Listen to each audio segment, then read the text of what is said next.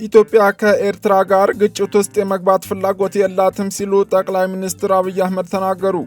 ታላቁ የኢትዮጵያ ህዳሴ ግድብ በ2018 ዓ.ም መጀመሪያ እንደሚመረቅ ተገለጸ። የፌዴራሉ መንግስት ሆን ብሎ በጦርነቱ ወቅትና ከጦርነቱ በኋላ በትግራይ ህዝብ ላይ ስቃይ፣ ረሃብና ሞት አውጇል ሲል ኢሃፓ አስታውቋል። ሰላም ጤና ይስጥልን የተወደዳችሁ የኢትዮጵያ ሪፖርተር ዩቲዩብ ቻናል ተከታታዮች፣ ለወቅታዊና ፈጣን መረጃዎች የኢትዮጵያ ሪፖርተር ዩቲዩብ ቻናልን ላይክ፣ ሰብስክራይብ እና ሼር እንድታደርጉ እያስታወስን የሰዓቱን ዋና ዋና ዜናዎች ይዘን ቀርበናል። ከዜናዎቹ ጋር ኢልያስ ክፍሌ ነኝ። አብራችሁን ቆዩ። ገበያው በደራበት በአዲሷ ፒያሳ የንግድ ሱቆችን ከአንጋፋው ቴምር ሪል ስቴት በ900 ሺህ ብር ቅድመ ክፍያ G+5 ሙሉ የገበያ ማዕከል ላይ ቢያከራዩት ደህና ገቢ የሚያመጣ እንዲሁም ቢሰሩባቸው የተሻለ ትርፍ የሚያስገኙ ሱቆችን በጠቅላላ ክፍያ 3,900,000 ብር ጀምሮ እነሆ ብለናል። ያሉን ትንሽ ሱቆች ናቸው። ፈጥነው ይደውሉልን። ለበለጠ መረጃ ከታች ባለው ስልክ ይደውሉልን። ቴምር ፕሮፐርቲስ።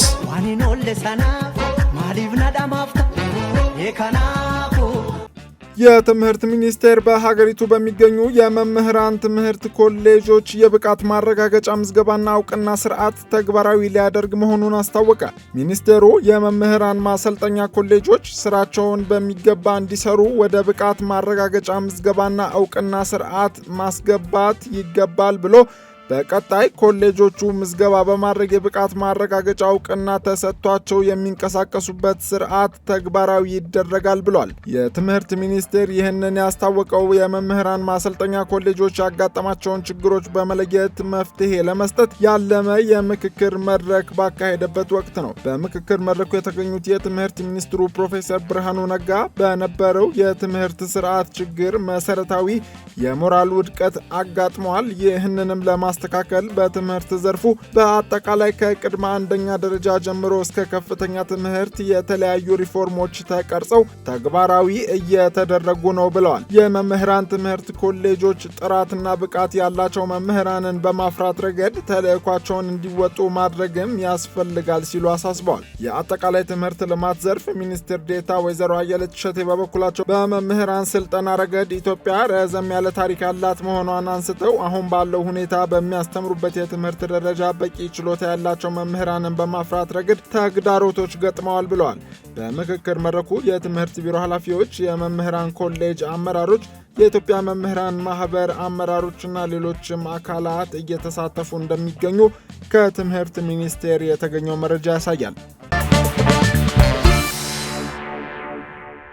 የፌዴራሉ መንግስት ሆን ብሎ በጦርነቱ ወቅትና ከጦርነቱ በኋላ በትግራይ ህዝብ ላይ ስቃይ፣ ረሃብና ሞት አውጇል ሲል ኢሃፓ አሳሰበ።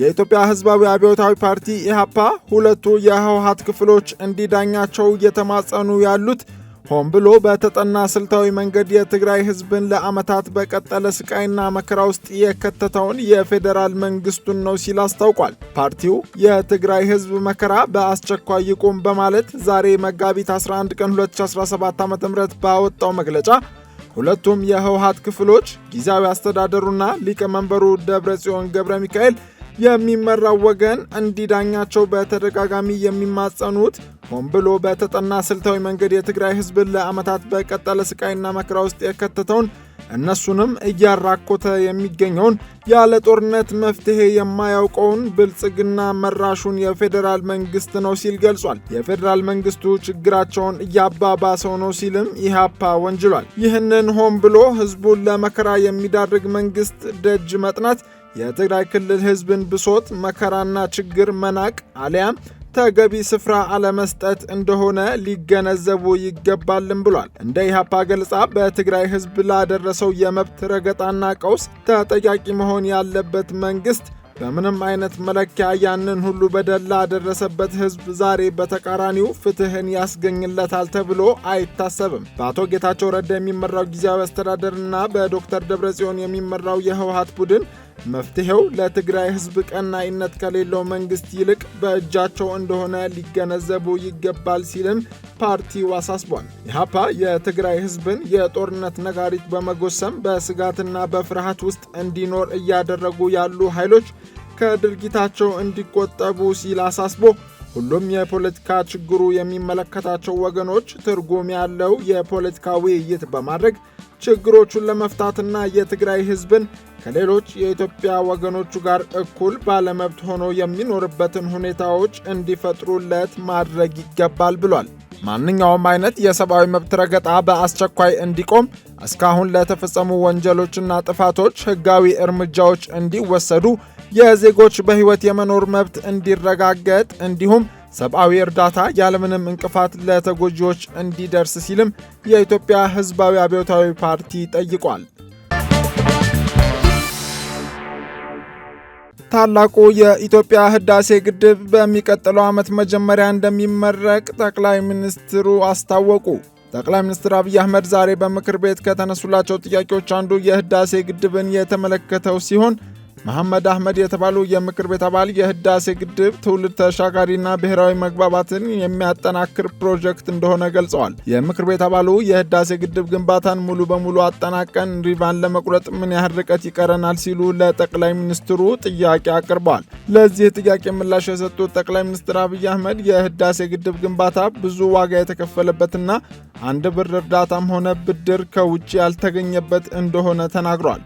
አብይ ለህዳሴ ግድብ የሚውሉ ግብዓቶች ከ2 ወር ተኩል ያላነሰ ጊዜ ከጅቡቲ እስከ ህዳሴ አጅበን እየወሰድን ነው የሰራ ነው ሲሉ ለግድቡ ግንባታ የሚውሉ ዕቃዎችን ማድረስ በጣም አስቸጋሪ እንደነበር አስረድተዋል።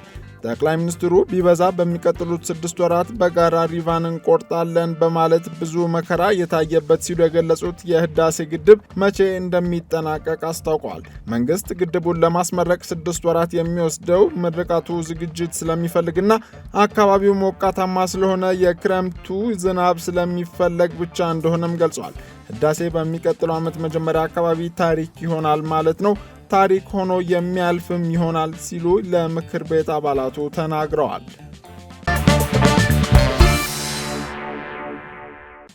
ኢትዮጵያ ከኤርትራ ጋር ግጭት ውስጥ የመግባት ፍላጎት የላትም ሲሉ ጠቅላይ ሚኒስትር አብይ አህመድ ተናገሩ። ዝርዝሩን ልዋም አታክልት ያዘጋጅተዋለች። ኢትዮጵያ ከኤርትራ ጋር ግጭት ውስጥ የመግባት ፍላጎት የላትም ሲሉ ጠቅላይ ሚኒስትር አብይ አህመድ ተናግረዋል። ከህዝብ ተወካዮች ምክር ቤት አባላት ለተነሱላቸው ጥያቄዎች ምላሽና ማብራሪያ የሰጡት ጠቅላይ ሚኒስትር አብይ አህመድ ከወቅታዊ የስራ አፈጻጸም፣ የኢኮኖሚ ሰላምና ጸጥታን እንዲሁም ቀጠናዊ ጉዳዮች ጋር በተያያዘ በትግራይ ክልል ስላለው ሁኔታ እንዲሁም ከኤርትራ ጋር ጦርነት ሊቀሰቀስ ነው በሚል ስለተፈጠረው ስጋት ጥያቄ ቀርቦላቸዋል። የብልጽግና ፓርቲን በመወከል ከኦሮሚያ ክልል ሰሜን ሸዋ ዞን ከሚገኘው ያያ ጉለሌ ምርጫ ክልል የተመረጡት ብርቄ ባህሩ ጥያቄውን ካነሱ የፓርላማ አባላት መካከል አንዷ ሲሆኑ የፕሪቶሪያው ስምምነት በሰሜኑ የሀገራችን ክፍል ያስገኘው ሰላም እፎይታን የሚሰጥ ነው ብለው የስምምነቱ ነጥቦች ተግባራዊነት በምን ደረጃ ላይ እንደሚገኝ ጠይቀዋል። የኢትዮጵያ ዜጎች ለማህበራዊ ፍትህ ፓርቲ የጉራጌ ዞን እዣ ምርጫ ክልል የፓርላማ ተወካይ የሆኑት አቶ ባርጠማ ፍቃዱ በበኩላቸው ህወሓት እስከ መቼ ሰላም እየነሳ ይኖራል? ሰላም እንዳይኖር የፕሪቶሪያ ስምምነትን እየጣሰ